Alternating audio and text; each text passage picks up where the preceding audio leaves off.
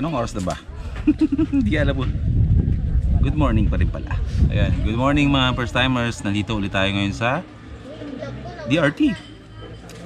DRT means Doña Remedios Trinidad. Ayan, ang trivia ulit, iko-correct ko lang na ang Doña Remedios Trinidad ay si Doña Remedios ay ito yung iniinom pampalakas ng immune system. Doña Remedios Trinidad, nanay ni Imelda Marcos. Hindi pala nanay ni Ferdinand Marcos, kundi nanay ni Imelda, asawa ni Marcos. Dito tayo ngayon para mag-bisitahin ulit yung lupa na nabili natin. Kasama ko ng aking pamilya, si Prisha, si Hana, si Sharon, at ang nanay ko. Ito si Hana. Hi! Mamimitas tayo ngayon ng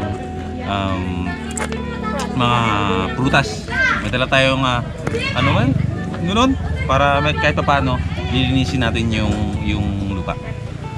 At mamimitas-mitas tayo ng mga prutas doon. Siyempre, bago ang lahat, coffee. Dito yan sa kaibigan namin si Joanna, Raj Cafe.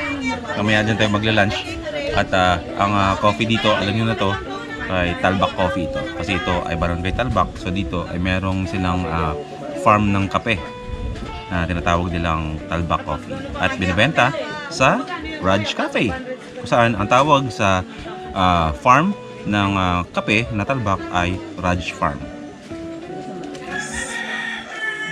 Yung kape na iniinom ko kanina, tsaka yung mga kape na iniinom ko ng mga nakaraang mga vlogs ko, dito yung ginagawa. Yung sabi ko kanina, Talbak Coffee, dito yun, Barangay Talbak ba. So, andun ang farm.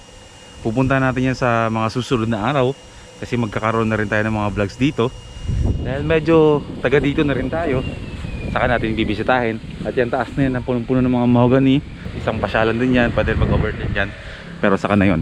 Pero saan nga ba ginagawa yung mga kape na yun?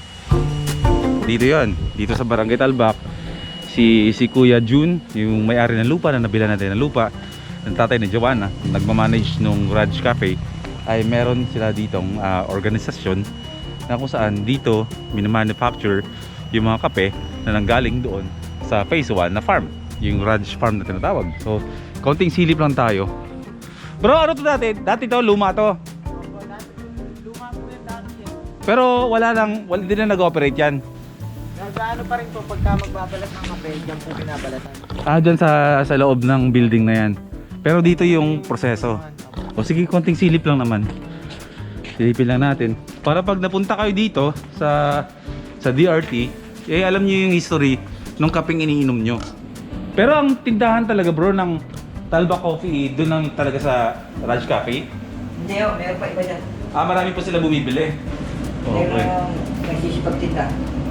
So para pala sa lahat yun, open ang buong DRT na pwedeng magbenta nung Talbak Coffee na tinatawag. Nung binalatan po dun, diretso na dito yun bro. Bango. Ito yung kape mismo po, no? So, rekta po itong pagkabalat. Hindi o, naggata po sa diharing machine yan. Okay. Tapos pag dihari ito lalabas, Opo. para pala namin ito. Ayun. Roasting ang tawag po dito. Roasting machine. Ang bango. Kaya umiitim yung kape pagkatapos dumaan dito sa makina na to. Saan ang labas yan dito? Pagkaluto po doon, diretso ganito na itsura. Naluto, automatic, lalabas yan. Opo. Malalamig din naman ang kunin pa. Oo. Ayun na yung luto na. Tapos, kaya rin niya, din yung pinadala.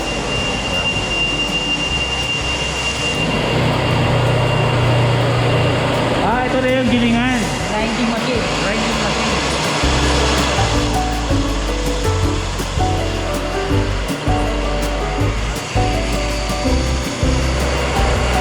Bango.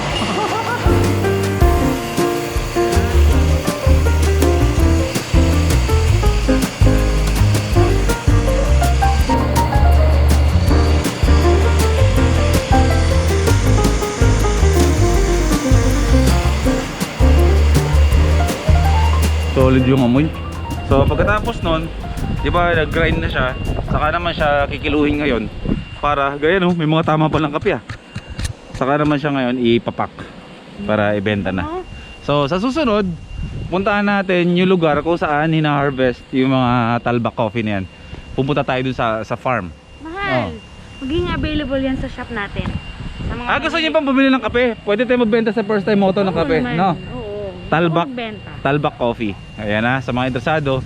Sige, mag-aangka tayo dito kala Tito June para masuportahan din yung farm nila. Mabibili Yung niya. presyo nila dito, ganun din. Same lang. Oh, suportahan lang tayo. Okay, konting silip muna dito sa Amadoras. Bago lang to? Bago?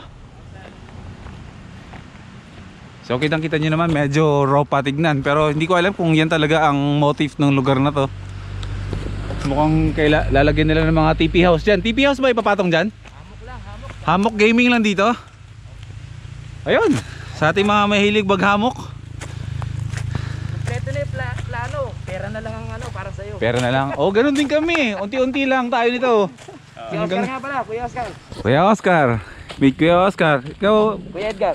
Kuya Edgar at ikaw bro. RC. RC, silang namamahala. Kayong tatlo ang namamahala dito. Ganun na. Parang ganon. So, sa nakikita nyo, isa siyang bundok na puro puno. So, parang ang feels niya ay para ka nasa Baguio. So, sa malayo pa lang, kitang-kita mo na kahit sa ang puno na magkatabi, pwede ka magtali ng hammock kung saan mo gusto. So, parang ganyan yung gaming dito. Sa mga puno, may mga nakita ako mga ilaw.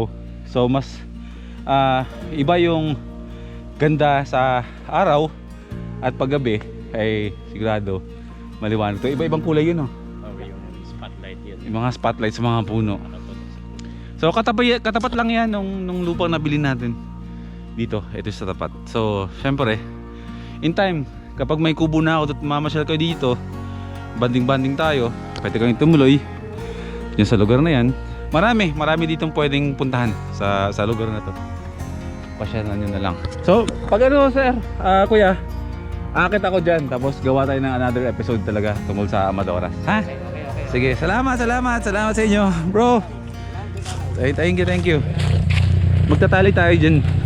AI ko siguro habang naglilinis tayo dun sa baba, kung sino man yung mga hampas loopers na gustong chumil din.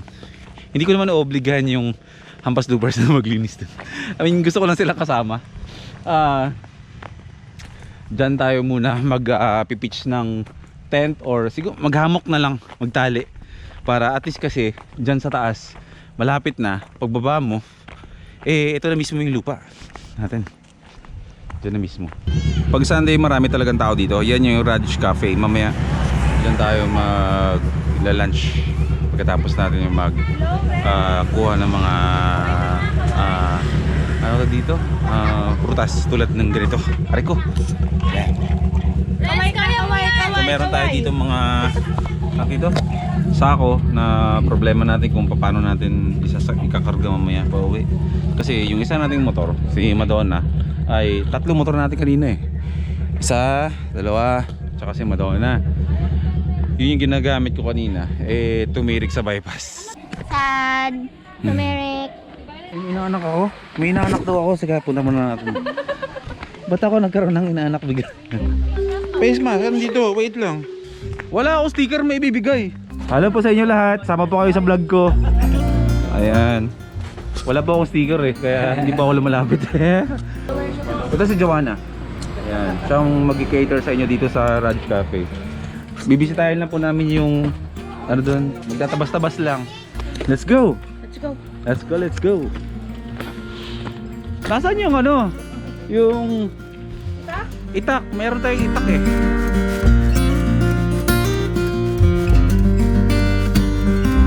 Pag ginawan mo itong ganyan, ayos kahit huwag mo tatangin dalang. So, Dapat pala kayo ng Amadora. first harvest natin dito. Yung ano Madala akong itak ko. dalang hitay ko kunin hindi yung bata Kulang yung mga sako natin oh. Pag inubos natin yan.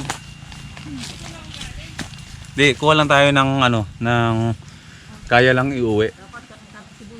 Kasi isa sa mga dahilan ka maliban dun sa pagkuha natin dito ng mga prutas na yan, dalang hita. ay check namin kung saan natin ipupwesto dito yung kubo na ilalagay natin dito sa lupa. Para kahit paano, unti-unti man na ang paggawa nung balak natin dito sa lupa na to. Syempre hindi madali yun kasi malaking budget ang kailangan dun. Hindi naman natin bibiglain, di ba? Sabi nga, trust the process. Parang ganun na may mga bagay na hindi tayo pwedeng madaliin eh. Unti-unti lang hanggang sa ma-develop natin to, itong lugar na to sa na aayon sa plano natin na kung ano magiging itsura niya talaga pagdating ng panahon. Kita kahit paano magpuputol-putol na ako dito ng mga damo-damo habang kumukuha din ng mga mga prutas. Ito yung nabili ko sa, alam niyo yung mga naglalako sa kalsada. Bumili ako dati nito kasi sabi ko nga, di ba? Inalukan lang ako dati ng paninda. So ako naman ito, pag may umaalok sa akin, binibili ko. Yun pala, may purpose pala kung bakit ako nakabili ng ganito, no? Para dito pala sa lupa. So, yan. Tulungan muna natin silang mag-harvest ng mga dalanghita. Anong pakiramdaman? Para kang nasa Banga Aklan, no? Para kang umuwi tayo ng Aklan, no? Oo, ay kasi dapat si Master Trike ay kasama namin. Kaso nga lang, naglilipat siya ng bahay. Ginagawa yung bahay nila, kaya hindi siya nakasama. Pero next time. Oh, para kang umuwi ng Aklan na ya, no? Ngayon nga lang ako nakaranas sa ganito mga mitas. Sarap. Ganyan ang buhay namin sa Aklan. Ang bahay namin dun, napapalibutan ng mga ganito. Pero kalamansi, hindi dalanghita. So, di ba? Ito tito, maliit pero may dilaw. Hawakan mo muna. Ayun, yun, yan, oh. Ito? Oo. Oh, ang galing. Yun. Ibaba mo lang. Hawakan mo lang, mahal. Mababali eh. Hawakan mo lang, yan. Hawakan mo lang, hindi yan mababali.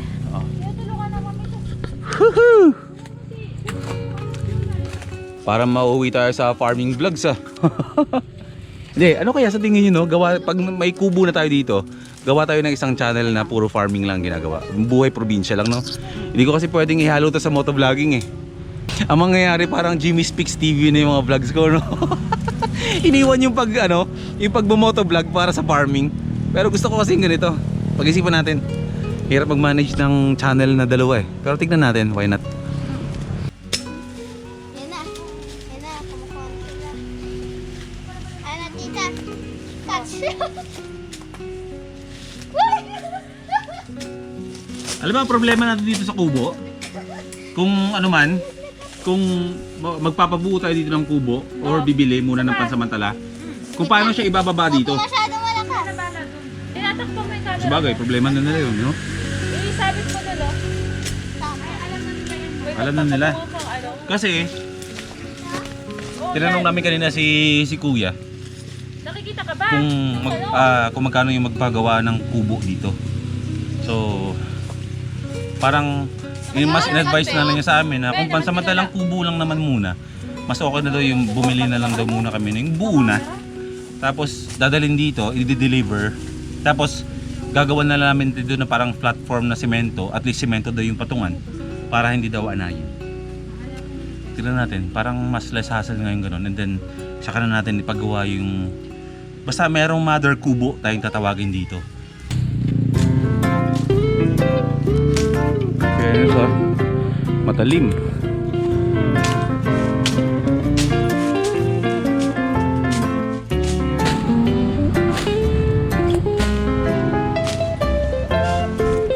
Nakakarami ka na.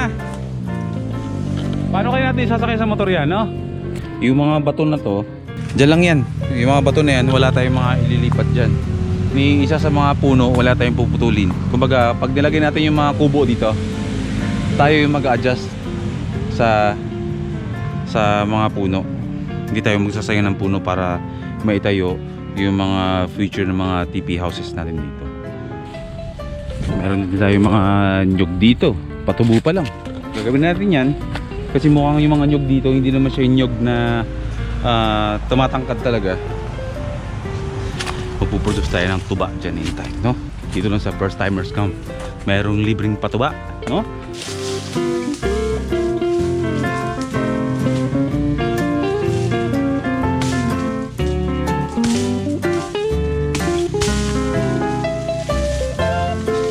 Pero kahit wala pa tayong kubo dito, susubukan ko na mag-tent dito at tulugan to nang nakatent lang tayo, diba? Basta kung meron magte-tent, kumbaga bawat puno pwede kang maglagay sa ilalim, diba? Para may lilim ka, no? Dapat pala kapag tinabas natin yung mga damo, doon tayo magsisimula sa ilalim, paakyat, para habang tumatapas ka lang ganun, lahat ng mga natapas mo sa likuran. Mag-aalaga tayo ng manok dito. Teka lang, naalala mo yung anong yun? Anong farm yun? Yung sa Maragondon? The Constantinos Farm. Yan, dito tayo makakasaksi ng sobrang daming kambing. So yan yung mga klase ng ating mga full-blooded bower na nag-breed sa mga upgraded goat. May mga kambing, may mga manok na magaganda. So red chicken, kung makikita nyo, kakaiba ang kanilang mga kulay, makikintab sila. At sila ay nangitlog hindi dahil sa feed. Nangitlog sila dahil sila ay nag-breed on their own. Oh my God. Doon kaya tayo bumili ng mga alagain natin mga manok. Oo, pwede. No, pwede tayong kumuha ng manok doon. Sabi ni Kuya, isang itlog daw is 80 pesos. Yan. Oo. Itlog nila yan Tapos, kapag naging siso to, 350 pesos. Yun. So ito naman ang Yung halaga ng tandang, mahal, rock. is 10,000 pesos yun. Isa lang yun. Anong klaseng manok yun? Tapos yung mga babae is 6,000 pesos isa. Isang piraso. Ang ratio ng isang tanda. Medyo mahal ang manok doon pero why not naman kung mahal ang manok. Organic. Na ano diba? Latunda, Senyorita? Hindi yan, senyorita, mahal. Oh. Yan yung dati yung parang dating mong saging, sinaunang saging. Maliit nga, Yan yung mga hinahanap ng mga first timers. Iba Si Senyorita. Iba yung senyorita man. Senyorita Maya. Ay, si senyorita. Loko, tropa ko yun. Tropa tayo, huwag kayong chismoso Tropa lang kami ni Senyorita Maya. Ay, bulong ako tapos takbo na ano ka, sabi ng traffic. Ayun, kaya shop mo yung iba Yung iba mga dalangita. Tama ba dalangita ang tawag dito? Oo, dalanghita. Dalandan. Dalandan. Isa lang yan, di ba? Tamis, no? Meron pa dito nakuha si nanay na, ano tawag dito nga? Gabi. Gabi. Oo, parang ganun. Kada tayo. Yun. Sige na. Mga taga saan kayo? Kababayan sa kalugar na eh, maluwag. Babahin pala tayo Isipin mo yun, dito pa tayo magkikita sa DRT. Diba? Alam niyo naman kung pinapaload niyo ako kung bakit kami nandito. Ayan naglinis. Harvest.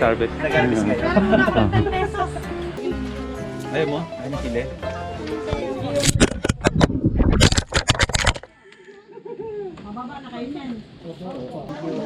GoPro ko nalaglag!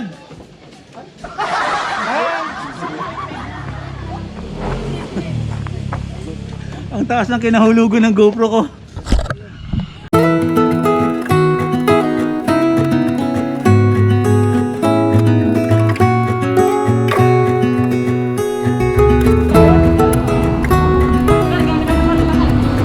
Pauwi kami. Eto, speaking of kubo, eto may nakita kami dito sa daan na nagbebenta ng mga kubo. Tsaka doon sa kabila. So mag-i-inquire muna tayo. Baka sakaling, malay nyo, ito na yung maging kubo natin doon. Maganda to, Daddy. Ala! Ang ganda! Oh my God! Alawak, no? Magkano kaya ito? Bodies dito. Pwede ba dito? Dalawang tao. Diba? Tapos pwede dito yung isa sa taas. Isa dito, kunwari si Hana dyan matulog. Merong parang sink dito. Tapos ito yung parang sala. Diyan ka lang magtatanong tayo Tapos dito parang ano to? Lagayan siguro ng TV. Parang pwede TV, no? Oh, solid Tapos Dito ako mag-e-edit ng vlogs natin sa DRT. Ngayon, ang tanong, magka-canvas muna tayo. Tanungin natin kung magkano. Magkano daw, mahal? 60? 60? Libre na po delivery nun? 60,000. Ang laki, no? Pero parang goods na, no? Diba? Gusto mo ba? Kayo mga first timers, okay ba sa inyo to? Ha? Medyo malaki. So, ang challenge kung paano siya ibababa doon kasi medyo nakaslope yung lupa natin. Pero, ewan ko, kung magkakasundo sila problema na nila yung paano i-deliver, diba? Tsaka paano ilalagay. Pero kailangan nila ng ano to, ng simentohan natin yung patungan nito. At least iniisip kasi namin kung yung patungan niya is parang poster na square lang. Pero parang gusto yata ni Prisha, buong floor, semento na.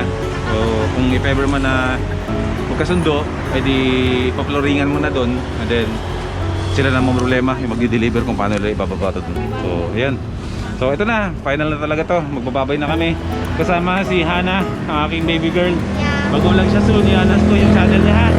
May bago din siyang channel. So ganun din ang aking kapatid na si Master Trek. Papasok na sa vlogging, i-announce ko soon kanilang mga channel. Good night mga first timers.